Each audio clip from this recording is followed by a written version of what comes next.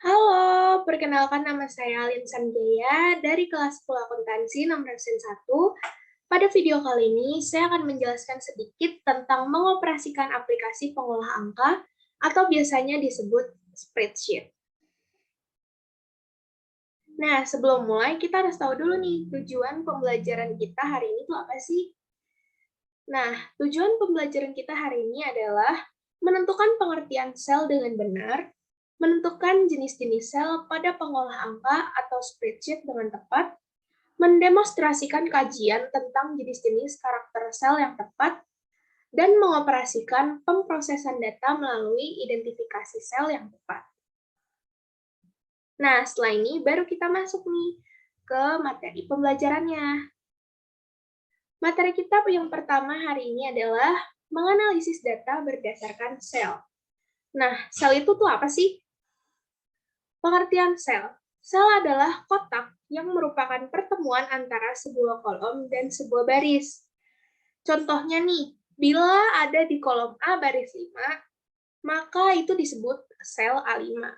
Bila ada di kolom C baris 2, maka itu disebut sel C2.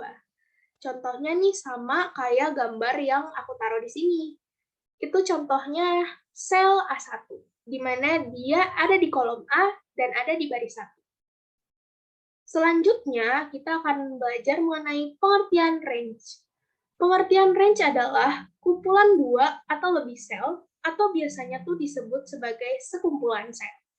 Contohnya, bila berada di sel A1 dan berakhir di sel B3, maka dikatakan itu range A1-B3. Nah, selanjutnya kita akan masuk ke jenis-jenis sel nih.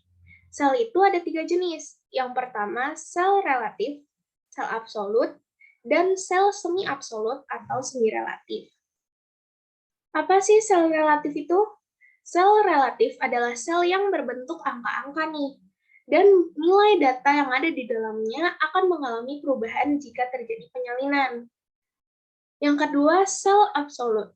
Sel absolut itu biasanya merupakan sel yang memakai simbol dolar, dan nilai data di dalam sel ini tidak akan mengalami perubahan jika terjadi penyalinan.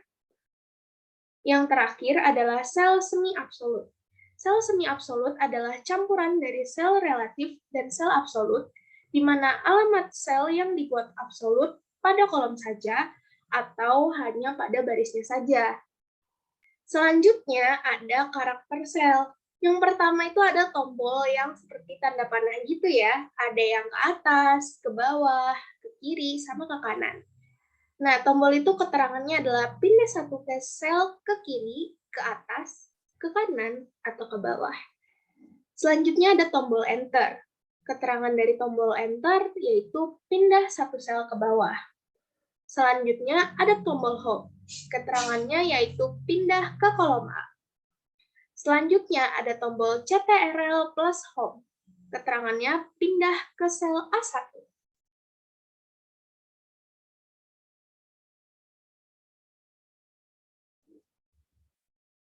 Nah, ada lagi nih keterangan selnya. Tombol CTRL plus N memiliki keterangan pindah ke posisi sel terakhir yang digunakan. Tombol page up memiliki keterangan menggulung satu layar ke atas. Tombol page down memiliki keterangan menggulung satu layar ke bawah. Tombol ALT plus page up memiliki keterangan menggulung satu layar ke kiri. Dan tombol ALT plus page down memiliki keterangan menggulung satu layar ke kanan. Nah, selanjutnya ini ada pemrosesan sel. Nah, pemrosesan sel ini ada dua cara.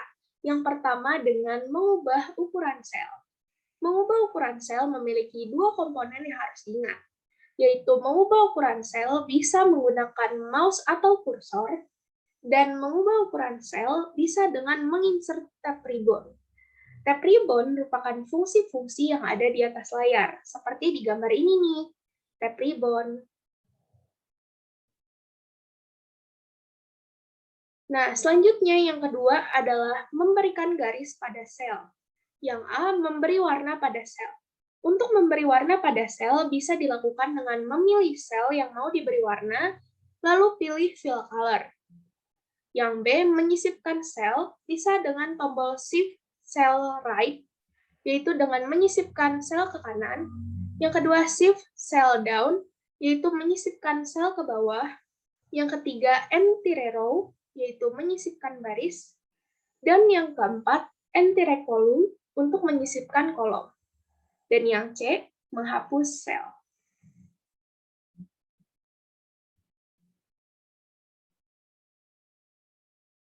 Selanjutnya ada menata tampilan sel.